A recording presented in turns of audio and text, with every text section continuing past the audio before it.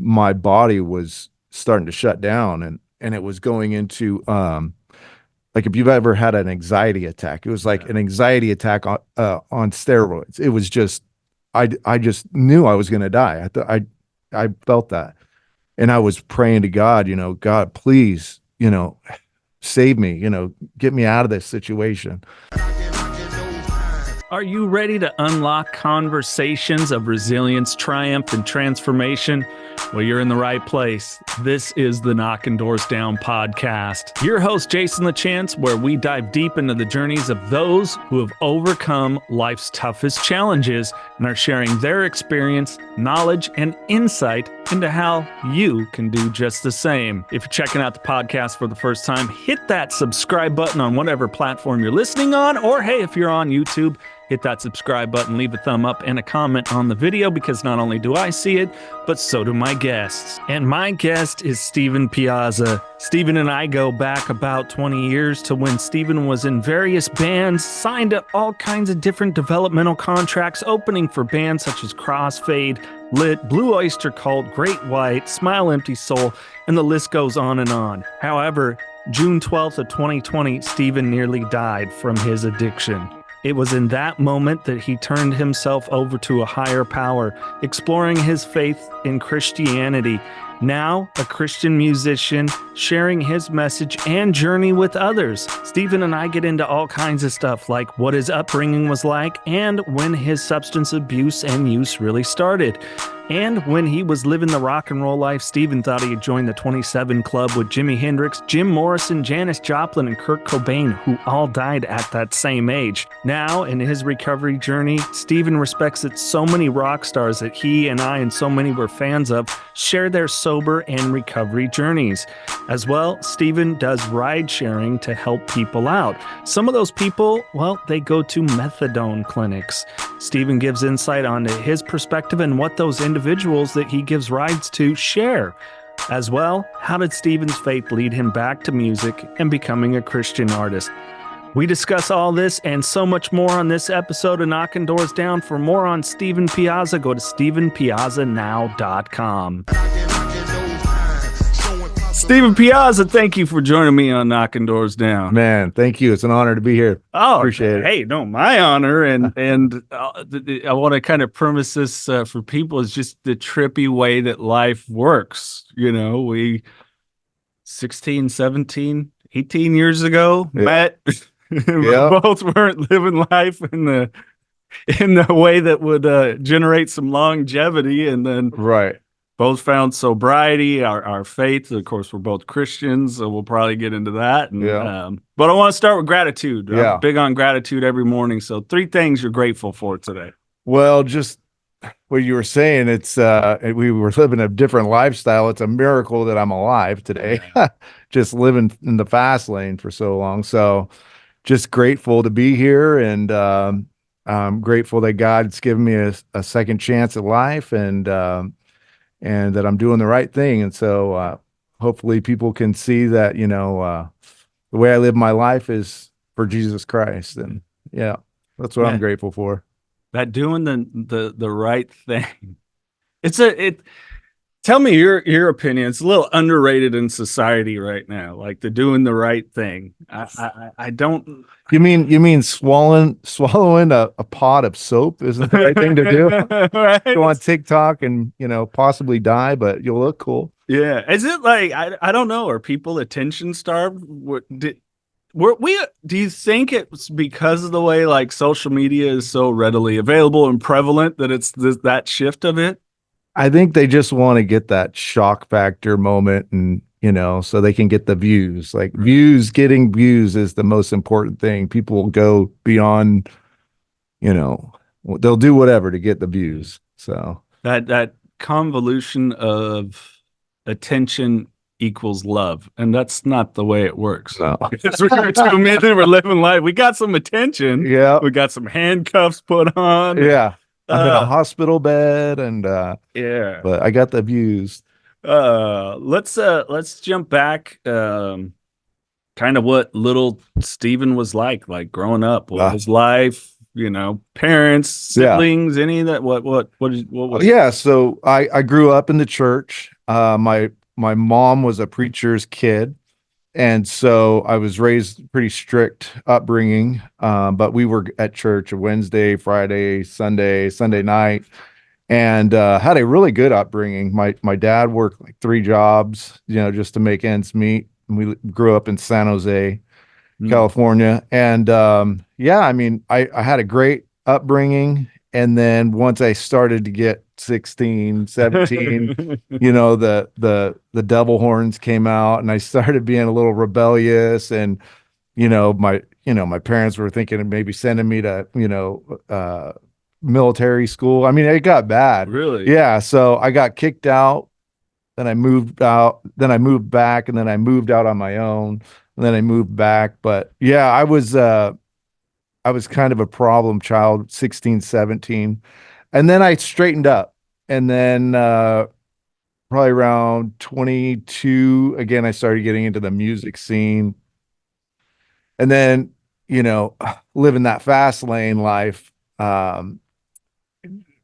you're just asking for trouble. And when I was an alcoholic for so many years, I wasn't making the right or the best decisions, I'll say. I remember I was living in LA and I was living with a girl down there. And I was like, I'm the next best thing. I'm going to be rock star, And so me and my friend were down in Newport Beach and we were partying. We were bar hopping from bar to bar to bar. And we met this couple at the end of a bar and we were going to go back to their house and get stoned and, drink or party, do what we were doing. And on the way back to the car, I was being loud Steve and someone called the cops on us. And so we were driving, she was driving, I was in the passenger seat and I had this little tiny little guitar and I was just in my own little world and we get pulled over and Debbie was her name. She's talking to the cops and the only thing I could think of was, man, Debbie, tell them we got to go because we got these people we got to go party with. So I had said, Debbie, tell them we got to go. And the cop says, sir, you're going to have to be quiet. And so that worked for about, 30 seconds. And in my brain, I'm still thinking, man, we are missing out on partying with these folks, So I said it again. And the cop said, sir, I'm not going to tell you again. And so another minute goes by, I said it again. And he walks over and he's like, sir, you're going to have to get out of the car. And I looked at him and I go, do you know who I am? He goes, no, who are you?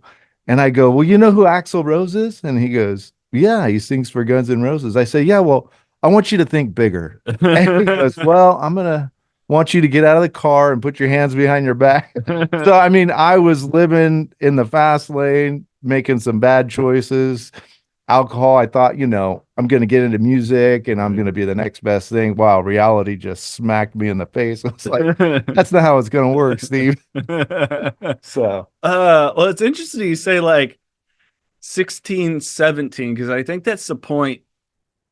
What differs for me, I grew up in a home of addiction and my dad at that time wasn't there. So like I never had the things that my friends had where it was kind of the butting heads with dad stuff. Like I just never had it. Right. So I think maybe that's why I was a late bloomer. Like there is some of that angst of, rejecting the ways that you're raised and all this. I don't know, part of that exploration, that hero's journey or whatever you call it.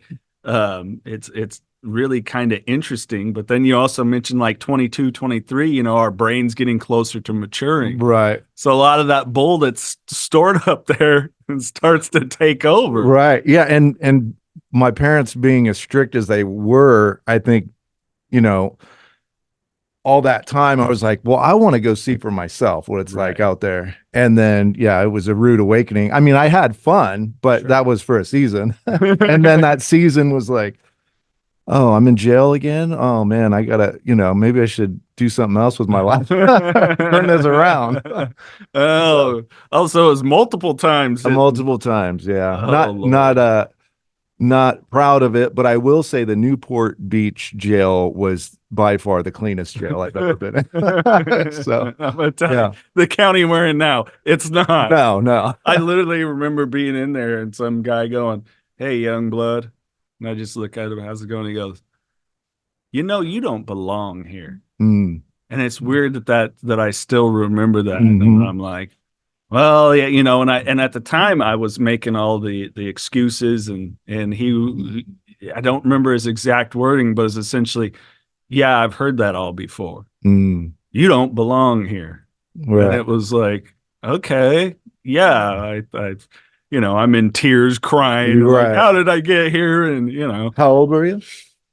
27, I think. And then I, got bailed out and all that stuff. And then the issues, dealing with the courts and all that. Yeah. And then, that like, yeah, hey, that stuff, it racks. It was like 10 grand that I didn't have, Yeah. Somehow found my way, it was that work ethic kicked in. Okay, I'll find as much extra work wherever as I can, working in radio at the time, not exactly a career path for millionaire status.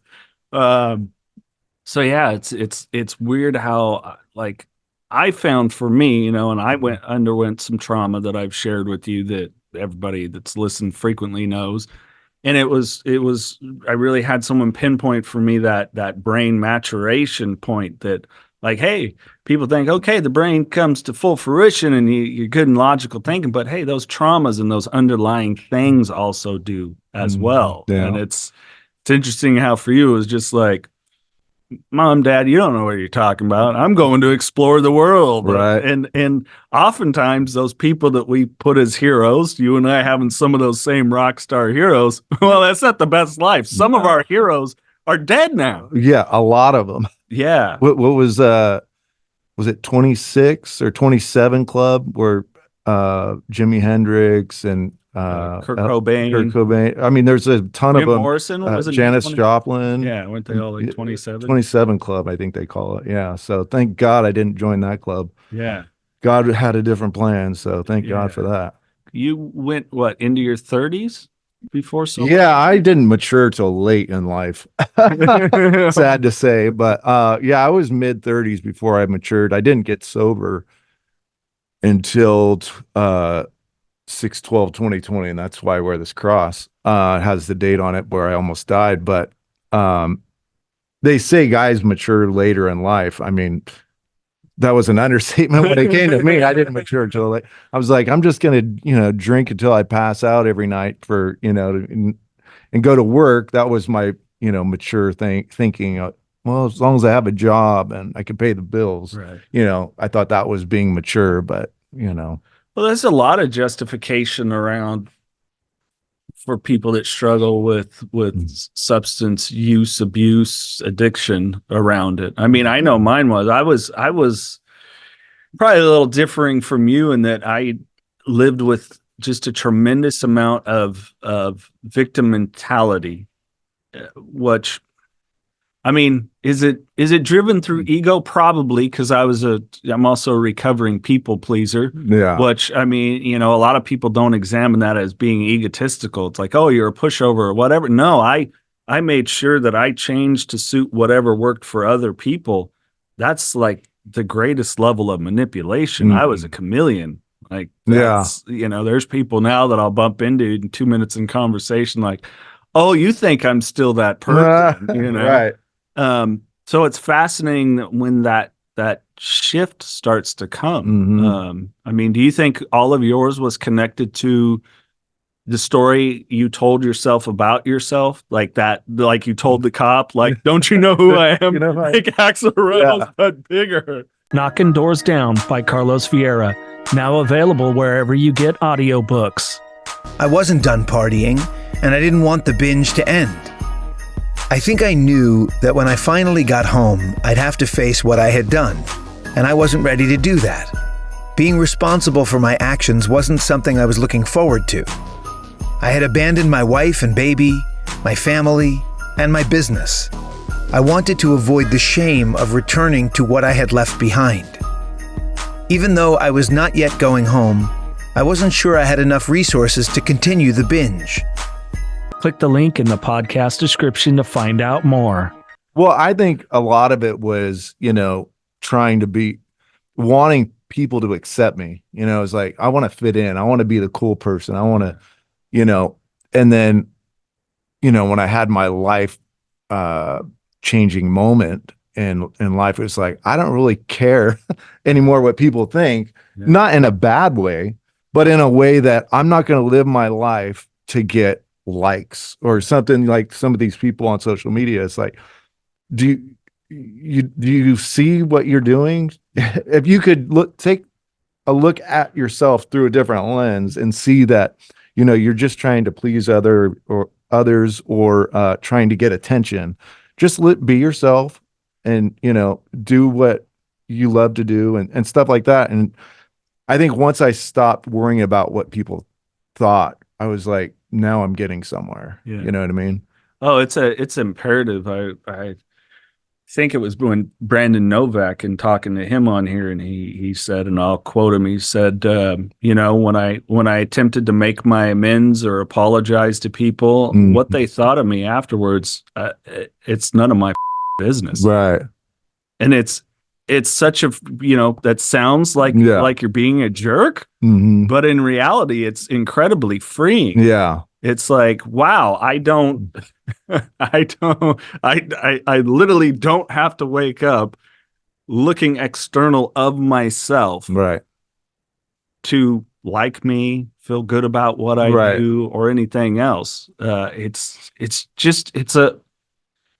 not only a mental and emotional shift for me, it was a huge spiritual shift. The more I do to be right by and for God, like, I'm good. Yeah, as long as he accept, I know God accepts me. He accepts me at my worst. When I was living that, lifestyle of where I didn't care, long hair didn't care. I had long hair down to almost my butt. And I did. That was my motto. I don't care. God still loved me the same as He does now, which is unconditional. But now knowing that as long as God accepts me, I don't have to worry about other people accepting me. They're going to accept me or not. My life's not going to change the way I keep living it, which is for Him. So yeah, well, and I mean, Mary, now it's like the missus isn't gonna like, hey, they don't need you to, and they're not going to put up with any BS bravado and try to project something that you're not. It's like that's like when you're in a good place. Yeah. At the end of the day, I'm going home to my wife who loves me, and my dog and my 3 cats, and and God loves me. So, life's great. Yeah. Well, let me ask you, when then was kind of you mentioned the date on your cross. Yeah. What was that pinnacle? I mean, where were you at in life? What was going on when it was this is it? Like, I surrender. Yeah. So, I was an alcoholic for about 25 years or plus, and I would drink a handle of vodka a night almost. It's a miracle that my insides are still functioning normal. It is a miracle because I do ride sharing as well, and I drive some of these people to dialysis, and I'm like, God, this could have been me, and it still can be. You know what I mean? It's for as much as damage that I've done. But I was drinking a handle a night, and I would not just have 1 or 2. Obviously, I'd drink until I passed out and wake up the next morning and, man, do I need to apologize to some people? You just don't remember. That's one of the worst things. Yeah. You just black out. And then I noticed, when I wake up in the morning, it looks like I got hit by a Mack truck. And so it's like, I did that. And one day I was up in Reno, Nevada. But before I get to that, I tried to quit on my own, and I tried to, stop drinking for a night. Well, when your body has the alcohol every night, it expects that. So I couldn't go to sleep. I think my body was saying, I need alcohol to go to sleep. What are you doing to me, Steve? Yeah. And then I'd, struggle through that night, and the next night would come and it'd be like, now I'm getting the shakes. Like I can't stop shaking. And your body's saying, brother, you got to hook me up here. I'm not sleeping. I'm now getting the shakes. Are you going to feed me some of this or what? And so then I'd have a drink. So I couldn't go like more than 2 or 3 days. I think 3 days is the most I went, which is ridiculous. So I was up in Reno and I was partying with this couple up there, and we were doing cocaine, which the cocaine, I know cocaine is white. This was a little yellowish. So I'm not sure if it was laced with a hallucinogenic or not, but anyhow, met this couple up there. We were doing drugs. I was drinking from the morning to the night to the next morning with almost nothing to eat. And by the time the next morning came along, my body was starting to shut down, and it was going into like if you've ever had an anxiety attack, it was like an anxiety attack on steroids. It was just I just knew I was going to die. I felt that, and I was praying to God, God, please, save me, get me out of this situation. I'll never drink again. And I've said that a million times, you know what I mean? Hugging the porcelain. The toilet. I'll never drink again. And I think we've all been there. Or if you drink, you've been there. But this was different. And I was on my knees for hours, going back and forth from the bed. And this is on my website, StephenPiazzaNow.com, my full testimony. But I was going back and forth from the bed to this little ottoman, which I called my altar. And I went back and forth from the bed to the altar about 5 times that night. And God knew I was serious, because I think it was about 14 to 16 hours in prayer.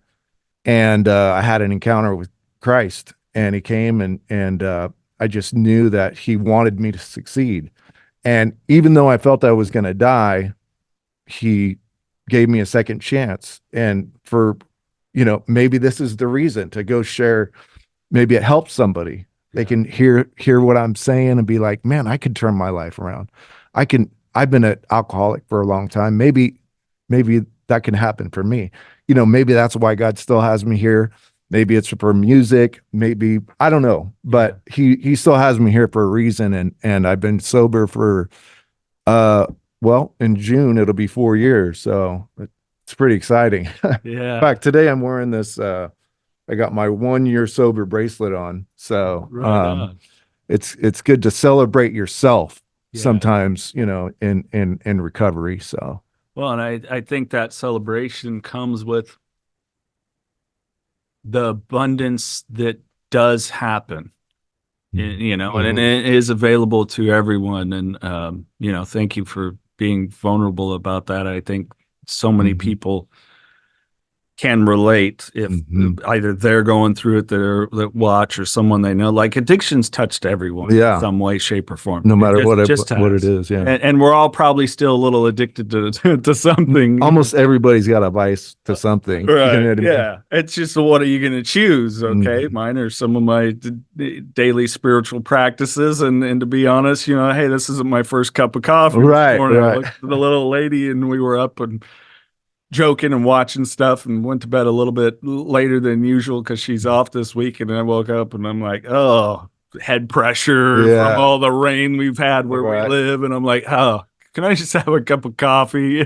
So, hey, I still got my things, but it's not the stuff that is harming or going to kill me, or let alone the detriment to my family. When you were sharing, like, it took me back to those moments lately. I've been recalling the times that, or the one time in particular, not getting my kids to school, like literally getting them dressed, feeding them, loading them up, and then getting in the car and going, wow, I can't drive. The next morning, and, it's a wake up call there. Yeah. My oldest remembers that, my youngest somewhat. And it's like, it's still tough. But I keep those things close because it reminds me how quickly I would go back. Yeah.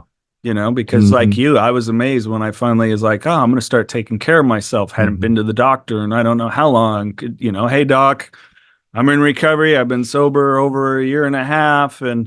And, please, let's do the full workup. Your heart's good. Your liver and kidneys are good. And they're like, what? Really? Yeah. Wow. Blessed. Because I remember that, because I wasn't a guy that would start early in the day, but it was how I always ended my night. My pounding them. 30 pack of beer was nothing. Wow. And I mean, so beer was your choice. Near the end, Okay.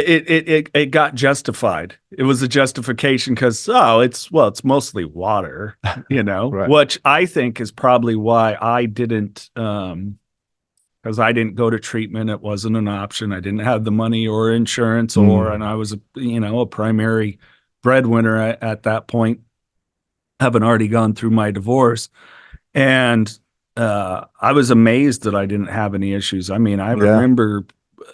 This is the first time I turned back to prayer, like of not wanting to have a seizure or something. All these things that can be very dangerous for someone in long-term alcoholism, let alone forget any other drug, opioids.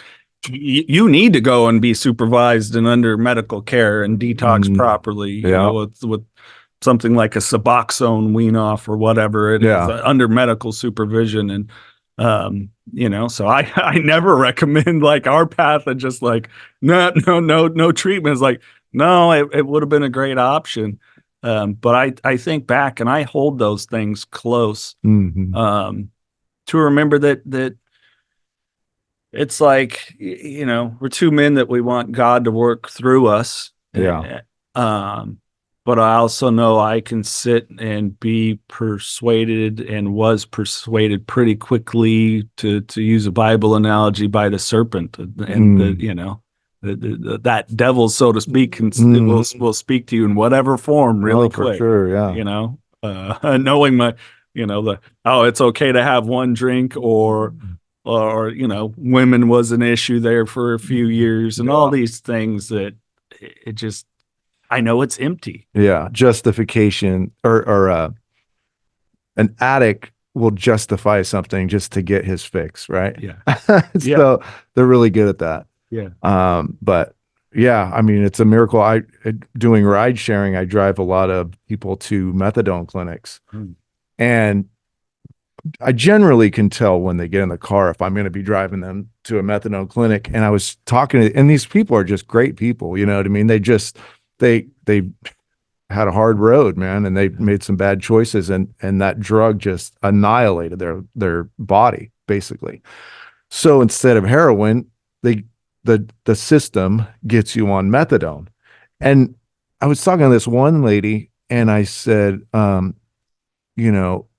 how long have you been coming here? And she goes, I've been getting methadone for 30 years. Like 30 years? What? I thought the program was supposed to like try and wean you off of this. I feel like they're just taking advantage of you money wise, Yeah. And that's a whole nother, topic for the pharmaceutical industry. It's like, oh my gosh. If you want, I can dig in because I work in and around this. Like, it's this idea of this harm reduction, which, hey, I support that. I'm talking about that when someone goes in and detoxes a medication, but then you wean them off and give them a chance at full abstinence and sobriety. But with my boss Flynn Anderson, who's also a mentor at Parents and Addicts in Need, the nonprofit, he was on it for 2 years and he couldn't kick it. He literally went in and in the way you shouldn't and just went, stick this up your Right. Wow. I'm done. And he ended up having a psychotic break, because if you're on methadone, good luck finding a place that'll detox you. It just doesn't happen. And then a lot of opioid addicts now, I mean, I saw it in California. You can do it like Teladoc and get Suboxone. So it's still an opioid. Yeah. And granted, I get it. It's not going to be what's out there on the street or loaded with fentanyl, or even if you are a fentanyl addict, like good luck. You got maybe 6 months to a year before you're gone. And so to me, it's really sad because it's become like an attack on the recovery process and abstinence. It's like, nah, you don't have to. And I'm not judging people because there are some people that's going to be their path. They're going to need that long term. Yeah. They just are. But like, give them a shot at it first. Like, hey, if let's try a year, let's see, and really be engaged and connected to a community and involved and really exploring what they love about life. Because the sad part for me with methadone or someone with Suboxone, you're not, those methadone people, they like you drive them. Yeah. They're stuck. Yeah. Like you want to go to Hawaii with your family, you forget your methadone, you're messed. That was actually brought up with one of the girls. I was driving, her husband and wife and some other friends, I think, were going to Vegas, and she's like, "Oh man, I'd love to go to Vegas, but I can't miss my methadone, thing or whatever." And then I was talking to another person, and they couldn't go on a vacation. I forget where it was because of their dialysis. And then unfortunately, I start thinking, selfishly. I was like, man, I'm so glad I don't, but my heart still goes out to these people. And I don't know exactly how methadone works, but isn't there a way you can like take less dosage? Can't you get off of that? You can wean off. Yeah. Like literally till like, it's almost clear. Okay. So there are ways, but they got to want it. Probably. Yeah, well, and granted, like you said, if this is in these methadone clinics are always posed as treatment centers, they're not treatment centers. They're not doing anything. Like it's so you don't like have a withdrawal. Yeah, you're right. They're predicated on that's how they make money. Like my mentor Flynn Anderson, he literally was like, yeah, I would go in there. Because you're supposed to do a counseling session, he would say, stick it up your whip out a magazine for 45 minutes. And then when he would look up at the clock and go, we're done. And they go, okay, see you in 2 weeks. Wow. So it's not. And he ended up having something go wrong. Yeah, he got 2 years in and said, forget this, I'm done. He nodded out in traffic one time. And, and luckily it was, because he was on it and they, took him medical attention and everything else. But yeah, it's, you're strapped to it. Yeah. Like you still are, if you're having to go daily, it's no different than us going to the bar or the dealer or whatever else. Like you're still stuck in a way of life. And to me, that's the disheartening part of it. Plus people always safe supply. No, it's safer. Like these are still opioids. Yeah, there's people that it's just legalized. Yeah, basically. And it's overseen by the government and everything. And ask like if one of these people that you transport was willing to talk about it, like, have you had any issues with constipation? Have you had like all heart issues? All these other things. It's still an opioid. Yeah, right. It's not harmless. This is not. It's safer. But there's nothing safe about it. It's like people that have safe sex. There's nothing safe about sex. Right. Pregnancy, STDs, all that can still happen. Right. It doesn't matter. So I think there's just a lot of illusions. And again, I'm not judging anyone. And I have friends that are through that Suboxone process and weaned down or whatever, or ask my opinion. And I always say, give total sobriety shot, because guess what? In abstinence, you have ultimate freedom. Oh yeah. You're not sitting there. This other buddy of mine, Joey, was talking about when he was on Suboxone. He's like, oh yeah, I would get like 10 minutes away from the house and freak out and go back and have to make sure I have it, because they were sublingual, so like little strips put under the tongue. Okay. And he was like, yeah, I couldn't go anywhere without that. And not only that your body would say, hey, brother, I need this right now. But now you're getting your mental involved too, because your mental can play a huge role. I mean, just having anxiety attacks, I have a little Coach bag I kick around. I don't really have anxiety attacks anymore, other than when I was on, an alcoholic. And when you don't drink for a certain amount of days, you have the shakes and you take one and it calms you down. But every once in a while, I'll get an attack, a mild one. But if I forget my bag, my mind starts racing. Dude, what are you going to do? You know what I mean? And then your mind starts playing tricks on you. So. Yeah. Have you dug into the archives of past Knockin' Doors Down podcast episodes? The Knockin' Doors Down podcast archive is available to you for free. Check it out. Here's a snippet from when Charlie Sheen was on the podcast. AA is not the best place for a famous atheist. I kept looking for that fucking chapter. So yeah, but it's not a one size fits all. Sure. It's like saying that we all think the same, like our brains are built the same. They're just not. Right. Yeah. There's such uniqueness involved. Check out this episode and so many more in the Knockin' Doors Down archive. And while you're at it, hit that subscribe button, give this video a thumb up, leave a comment, and share with somebody else that you know will get value out of the Knocking Doors Down podcast. I mean, think back too to times when you had the shakes. Like I remember this one time, and I literally was digging for change enough to buy the cheapest form of alcohol I could at the convenience Just store. to get those things. And away. when I reached in, I'm shaking, and when I reached in and grabbed it, it was like hand steady. And it is so much a part of that mental process, and thus, especially us with alcohol, and people hate when I say it, phenomenal anxiety drug. That's what it does. It calms you down. Yeah. You know, people say, oh, you make stupid decisions when you're on alcohol. No, you make decisions you would have. You didn't make because you understand the anxiety and everything surrounding the consequences of. Right. Like, oh, I want to go talk to the prettiest girl in the bar. Yeah. Well, no, my anxiety, I'm losing. There's no way she would be. You have a couple drinks or something. It's like you're liquid courage, right? Yeah. You're the most wonderful guy in the world, right? You know?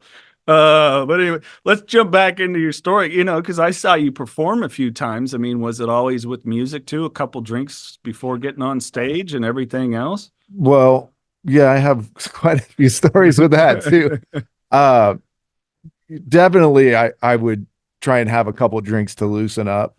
I could go on stage sober, but you know, that just wasn't my choice. Right. I would have wanted to be a little loosey goosey, but a couple times I remember this. We were playing this 4th of July concert in this court, and this was when I was signed with Ricci LLC, and we showed up, set up the stage and everything at probably like 10, 11 in the morning. And we weren't going to go on till like 8 at night. So I was drinking the whole time. I mean, we all were, but I was the guy that was in the fast car, the drinking fast car. I'm going right to the finish line. So at about 30 minutes before, they're like, "Where's Steve at?" And I was passed out by the pool, and my drummer come up and he's like, "Dude, we got to go on stage here in about 30 minutes. And I'm like, "Okay, well, I'll just jump in the pool. That'll wake me up." You know, it's just like, where are you mentally? Are you thinking things out? No, probably not. So, yeah, but I would usually have a couple drinks, you know, and then really tie one on after. And obviously now I don't drink. And the older you get, you could talk to a lot of the famous musicians that are, you know, that started and had their heyday and then now are sober. Nikki Sixx being one of them. He's like, "Man, now I look back at it and I was such a sloppy bass player. Man, I'm so ashamed that people paid money to come see me and I was missing notes all over the place. Now I take pride, and when I'm on stage, I want to be the best that I can be." You know what I mean? And that's for a lot of the musicians that I've heard say that are now sober, you know? So yeah. People pay money to come see you, don't, you know? Yeah. Well, and it's kind of all the horror stories of ironically like Guns N' Roses. And when I went and finally saw them, and they were phenomenal, and Axl was amazing. It was like, oh, this is what this can do. You know, I'd seen Slash with like Velvet Revolver and stuff, so I knew what I was getting there. And I had seen Duff McKagan with his band, and so I kind of knew what I was getting there. But I was like, oh God, is this dude going to come on stage on time? He was on time. They performed for like over 2 hours. He was phenomenal. It was like, okay, right, I get it. All right, and it's true. Yeah, it's true. And I mean, how sad would it be? You know, like if somehow he had survived a Nikki Sixx, or back in the day, you know, Michael Anthony, one of my favorite bass players, Van Halen. Remember, he used to chug a bottle of Jack on stage. People are like, how sad would that be now in your 60s or 70s? And you know, and it's just like, just for people that are even sober curious, like when you hit 40, alcohol is it's bad for you, period, because it's a poison. Right. It literally is a poison. Right. But what it does to your body and how our metabolism changes, our hormones, everything. Yeah. It's so incredibly detrimental. So, you know, I've just encouraged people when they've asked, I don't, you know, go and you don't want to force it on Do, people. but when they ask, I just lay out some of the facts. And I've had a few people like, hey, I went sober for a month and I feel pretty good. And it's like, all right, keep it going. And they're like, yeah, I actually went out, you know, or 2 weeks ago after 8 weeks of not drinking, and I had like one drink, and I was like, I'm good. Why am I doing Yeah, that? why am I doing it? Yeah, right? exactly. It's like, Yeah. Yeah. I could write a book driving, people around because you see all kinds of stuff. right. But I've had people, that I picked up and I had to drive them to the bar in the morning because, they didn't want to drive drunk, thank God. Yes. But they were having a hard time remembering like what happened last night. And I know my car's here, but and I'd hear the whole story the whole time. Because really, taxi drivers, which is kind of what and bartenders are almost the same thing. People want to just talk to somebody and get out there, whatever. Yeah. And so, we listen. Right.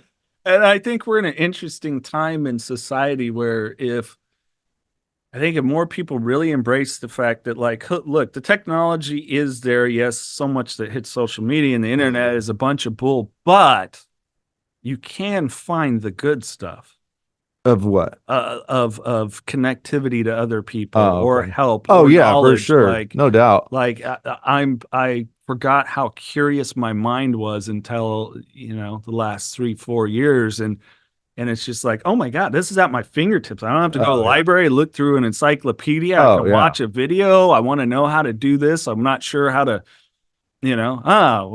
what's the best way to trim my trees? What's the best way to, what's the best way? I like to barbecue to trim my tri-tip. Oh, okay. It's like all these things. And also with that said, I've met so many amazing people over the last 4 years that it's like, man, I could go to Florida, New York, New Jersey, Mexico, Canada, all over the U.S. Mm-hmm. And I've met somebody that's amazing that I could go and sit and hit a meeting with, go to church, just sit and have a normal fellowship with whatever it is. Yeah. It's like all these possibilities are available. Yeah. Like they really are. And I think at the end of the day, that's what people want is some kind of connectivity. Yeah. I mean, I get to see a lot of my cousins and relatives that I've hardly ever see. I could see what they're doing on social media, to have this at your fingertips. When we were growing up, I mean, a pager came out and we were like, dude, this is the greatest thing. Look, it'll beep right here. Watch this.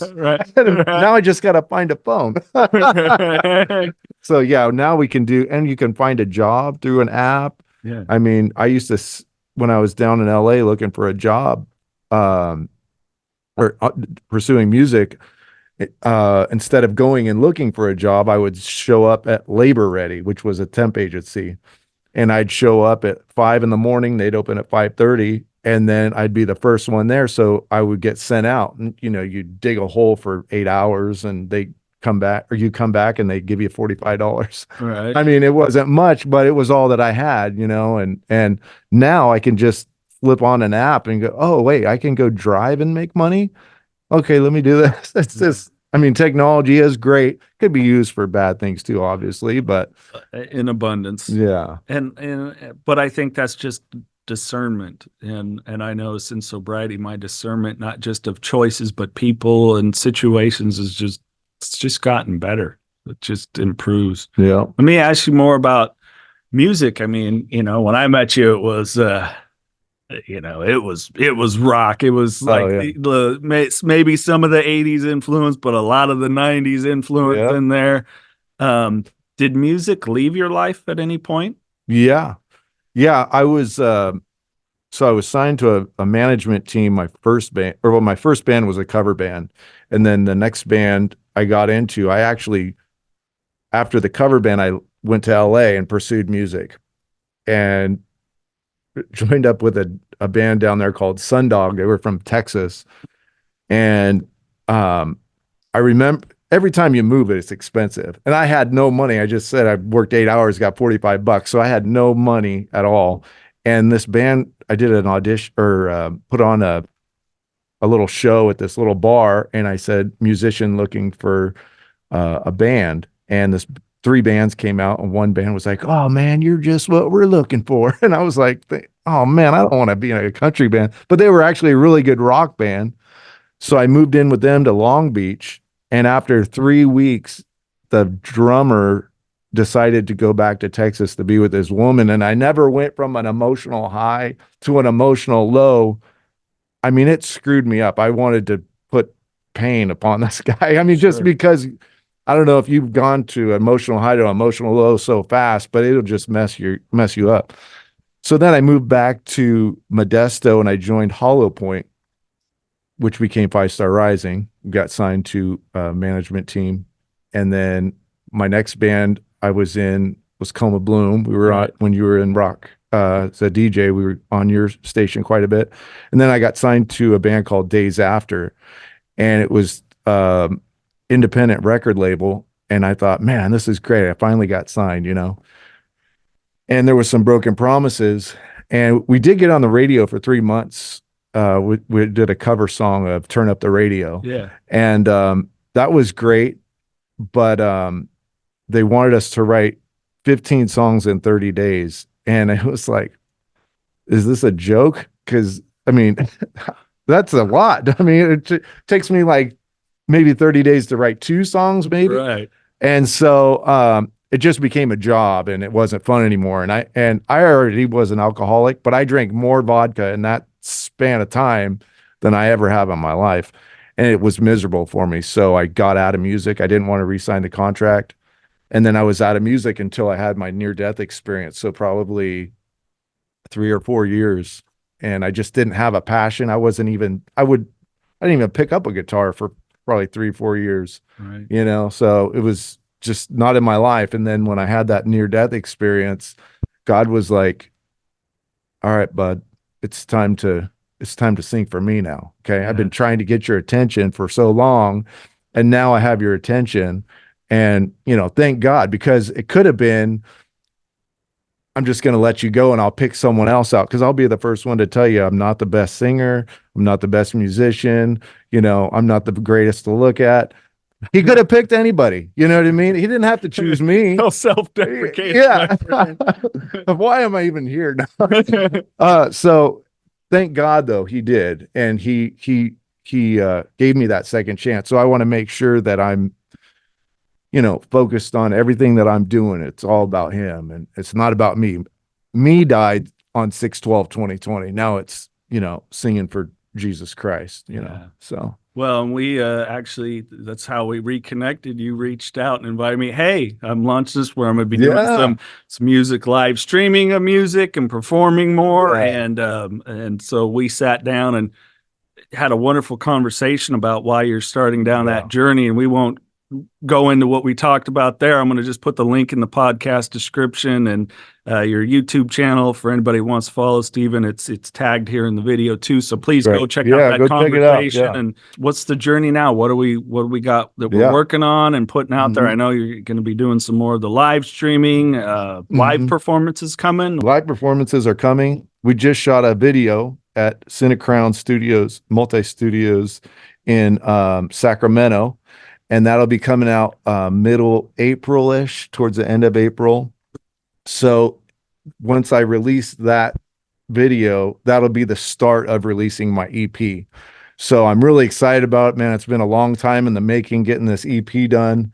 And I have 4 songs on the website already, which is StephenPiazzaNow.com. You can go and listen to those. And then I got a whole marketing campaign that I'm doing. So, I just wanted to hit the ground running this year, 2024. Thanks again for having me on, man. I really appreciate it. And, we're excited about what God has in store. So I'm excited for you. Thank you, man. I appreciate it. Well, you got a guitar. I got the old firewood here. Yeah. You're not let's play some. Let's break out the firewood here. Do you think the one mic will be enough or? I think so. You want me to just tilt it down a little bit? Or? Yeah. I mean, if you think that'll work. I mean, you sing strong. I do. You're not I got some udders. You're not like me with a little mousy voice. I can't sing. All right. Well, this song is called Set Free, and this is my testimony basically in a song. So.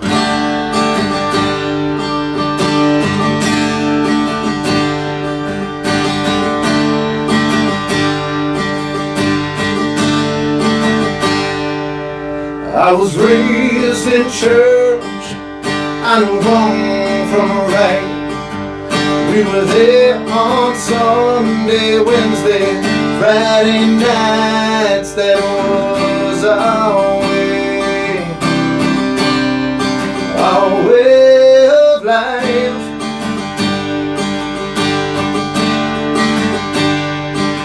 I found out pretty quick that it doesn't take long to fall off the straight and narrow path to my eternal home. It doesn't take long. I had one foot on earth and the other in hell.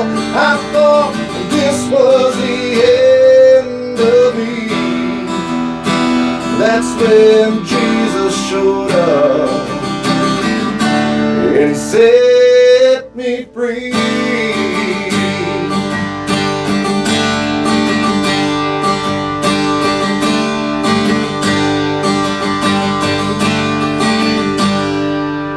The older I grew, the more I fell away from the values I was taught at an early age. I was running wild, on my own,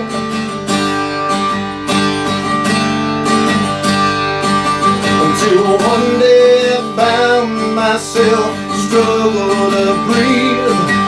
From the lifestyle I lived, it brought me to my knees, and I was praying, God, can you hear me now? I had one foot on earth and the other in hell. I thought this was the end of me. That's when Jesus showed up and he set me free. Oh, I've been set free.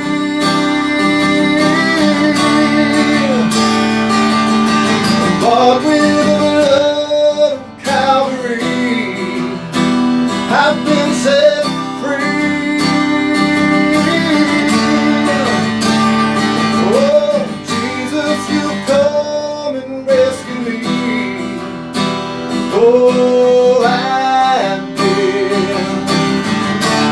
I've been set free.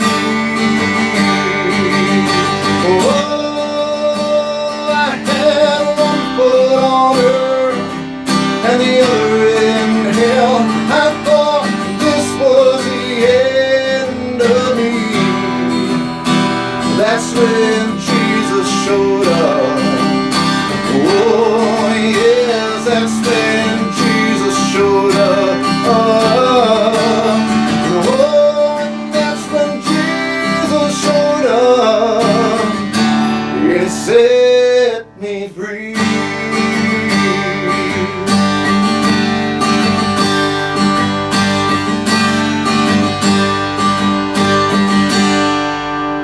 Yeah. Right on. All right. Thank you for letting me come on here and Yeah. play this little thing. Absolutely. All right, let's put it down. We're going to jump into some fun random questions All right. here. Yeah. Right on. All right. Thank you for letting me come on here and Yeah. play this little thing. Absolutely. All right, let's put it down. We're going to jump into some fun random questions here. This is the lighten the mood, or actually sometimes it strikes other things. You had one superpower. What would it be and why? One superpower.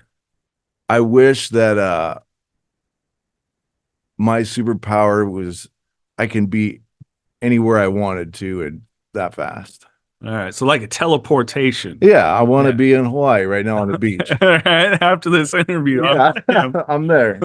yeah. What about you? I always said mine when people have asked would be like healing, What to is that? heal someone, Heal. Oh, wow. but Okay. not in the way like necessarily extending. I was in the room when both of my grandmas passed, and Oh. and so like it wouldn't necessarily be to have, I understand God's time and I accept that, but it'd be maybe just to have them in less pain through the process. Right.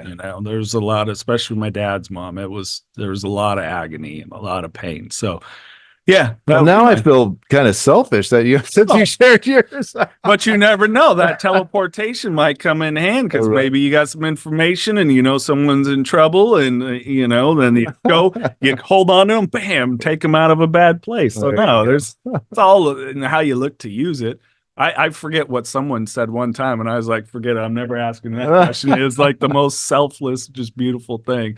You're stranded on a deserted island. You have one movie, one music artist's greatest hits, and one book.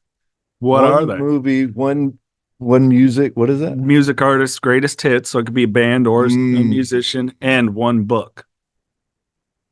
Okay, well, I'd have to go with the Bible because I don't read much unless it's the Bible. Okay. So we'll go with that one. And then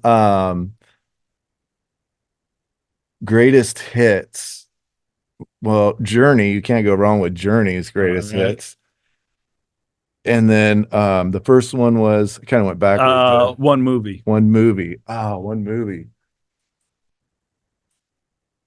Man, there's a lot of great there's a lot of great movies out there. I'm not sure. I'm gonna have to think about that. And let me come back to that one. All right, we can come back to it. So let's say you decide to write a book about your life and it gets licensed for either a TV show or a movie. Who would you want to play adult you? To play me. Maybe Keanu Reeves, I guess. Well, I mean, he is a musician, so why not? Yeah. He's a pretty damn good bass player. Is that what he plays? Yeah, he was in I forget the name of the band, but he played it not that long ago, actually, with them, I think, reunited with the guys. I did see that, actually, yeah. Yeah, talented dude. Yeah, I could see it. See, some people don't like him as I don't understand why. I think he's a great actor. Yeah, he has a style that you can tell, like, it's easy for directors and editors to work with. Yeah, because it just flows. Yeah, it's just like, all right, this is how it goes. So,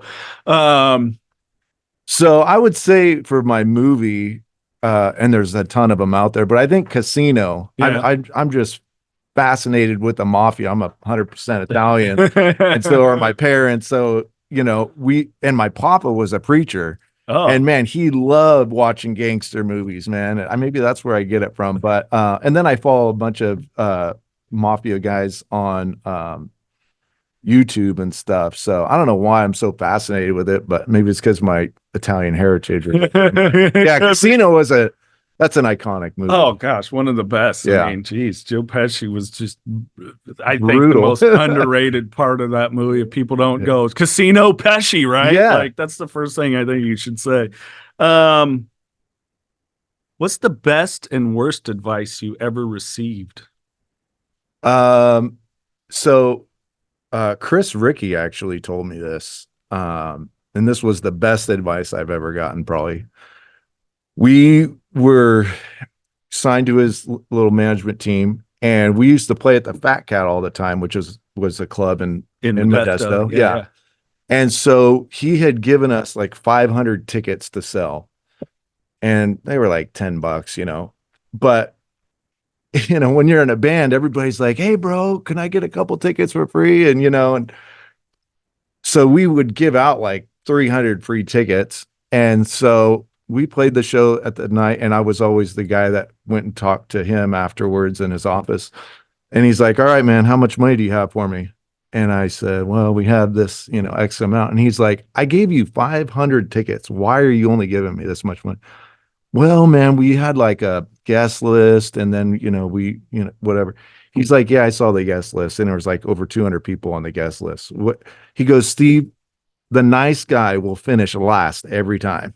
And I was like, man, that never left my brain. I was like, so yeah, I think that was probably the best advice I got, because I want to be nice and help everybody out, but at the end of the day, that's not going to pay my bills. Yeah. Yeah. It's at the point of where is it detrimental? Yeah. And especially if it's the people like, hey, can I get free tickets? And then I don't know, pick whatever service it is, and you're like, hey, yeah, can I get whatever? And then they're like, yeah, that'll be $80. Yeah. It's like, okay, My manager's like, it's $10, bro. Everybody's got $10. yeah, right. And then the worst, yeah, come on, man, let's just do it. I mean, everybody's doing it. What's it gonna hurt? That's probably the worst. What's it gonna hurt? Maybe waking up in somewhere I don't know with a horrible hangover. Right. You know what I mean? Oh, yeah, all too familiar. What's something people might be surprised to learn about you? Maybe a hobby, an interest, something that you don't talk about. I don't know, basket weaving or what. Well, I put down the basket weaving. No, I gave that up. Yeah. No, I'm a golfer, so I golf pretty much every day. I should be better than I am, probably, but I actually used to be in the PGA program. Oh, really? So yeah, I was an assistant professional at Spring Creek Country Club in Ripon, and I used to teach junior clinics and give it individual lessons and stuff. And so the people on TV, those are those are touring pros. Right. A golf pro would be like a head pro at a golf shop or something like that. And so that's what I went in order to get into that industry. You have to play 36 holes and basically shoot even par. And then once you do that, then you get into learning like the college stuff of it. How was the PGA founded and like the bookwork part. So probably people weren't looking at me going, I bet he's a golfer. Well, I'm going to need to take my son up to see you so we can get some lessons, because we went to the driving range a couple of weeks ago and I was like, oh God, I have the worst like it looks like it's going straight and that sucker just wants to go right. Yeah. Oh, I got that shot. I got that shot. My son doesn't listen to me. I'm like, no, straighten out your left elbow, and it comes back to it's like, never mind. All right. It's not an easy. That's probably one of the hardest sports to hit this little tiny golf ball. Doesn't look hard, but go try and hit a golf ball. Oh yeah, and and consistently. Like I remember one time I was playing in a tournament with my ex-father-in-law, who was in law enforcement, these other guys, and like, you're our ringer. I'm like, I'm going to be the worst one. Of course, we start out like this course on hole 3, I think what it was. And it was luckily a round robin tournament. And I haul off and I hit that thing beautiful, just off the edge of the green. They're like, why is your son-in-law BSing us over here? That was the only good swing the whole day. Right. It was like, guys, that's all I got. Trust me. That's funny. And I was trying really hard. Well, hey, this is what, like I told you before we started recording, the Jerry Springer moment here, the close out the show. But anything through your life experience and maybe what you're experiencing now for anyone that's struggling, going through hardship, or has a loved one that just words of encouragement you might want to lend. Life, you got to take day by day for one. I understand you might want to have something you want to achieve in life, but you got to take it day by day. And a lot of people say, this is for the addicts, I'm going to be sober the rest of my life. Well, let's start with today. So if you take it day by day, that's achievable. And yeah, if you're going through a struggle in life, man, I've been there. And I never really went down the suicide thought process in my life. I could think of one time where I was like, man, my life sucks right now. And I didn't even really think of it that time, but thinking my world is over kind of thing. It's not over. Life is about, hills and valleys and seasons you're going to go through, ups and downs. That's just life. So, bite the bullet, man, and keep trucking, because there are brighter days ahead. I mean, and I mean, I'm a faith-based person. So if you're going through a hard time, God is just waiting for you to talk to him. I mean, he's right there. Just say, Lord, I need some help today. It's not going to hurt you to say a prayer. Yeah. The things that have happened for me over the last 4 years, couldn't have scripted. It's unusual. Yeah.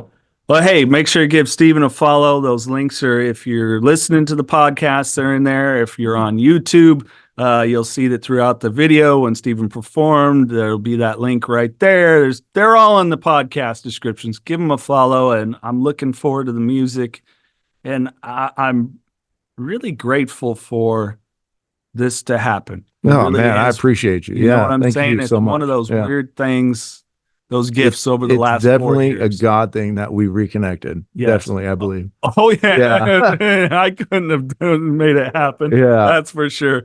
On that note, remember, no outside solutions to inside problems, and keep knocking doors down.